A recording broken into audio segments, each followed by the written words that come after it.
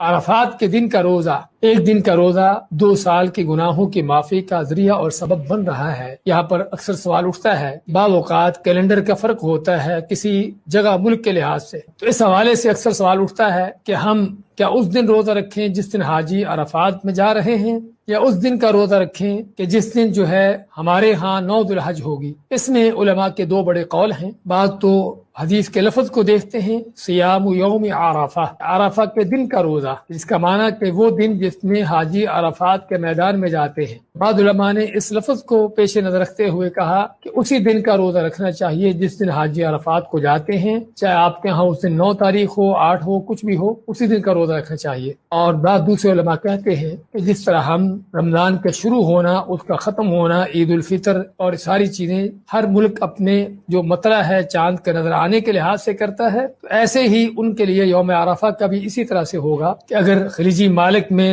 9 تاریخ سوموار پیر کے دن آ رہی ہے اور پاکستان انڈیا میں وہ 9 تاریخ جو ہے وہ منگل کو آ رہی ہے، تو ان کے ہاں عرفہ کا روزہ منگل کو ہوگا۔ تو یہ علماء کے 2 قول، اور دونوں قولوں کے بعد سامنے دیکھ رہے ہیں کہ ان کی دلیلیں کافی قوی اور یعنی مضبوط ہیں۔ اگرچہ لفظ کے لحاظ سے دیکھا جائے تو اسی دن کا روزہ رکھنا زیادہ مناسب لگتا ہے جس دن حاجی عرفات کو جاتے ہیں، اور اگر رمضان اور عیدوں کے لحاظ سے دیکھا جائے تو اس دن کا روزہ رکھنا زیادہ مناسب لگتا ہے جب آپ کے ہاں 9 تاریخ ہو۔ اس لیے ہم کہتے ہیں ہمیشہ کہ بہتر یہی ہے، کیونکہ ان دنوں کے روزوں کی ویسے بھی بہت فضیلت ہے، آپ صلی اللہ علیہ وسلم کی سنت بھی ہے، اور اگر 8 تاریخ کا بھی رکھ لیں جو کہ حاجیوں کے عرفات جانے کا دن ہے آپ کے ہاں، اور اگلا دن جو آپ کے ہاں 9 تاریخ ہے اس دن کا بھی رکھ لیں تاکہ شک بھی دور ہو جائے اور عرفات دن کی فضیلت ہے وہ بھی حاصل ہو جائے۔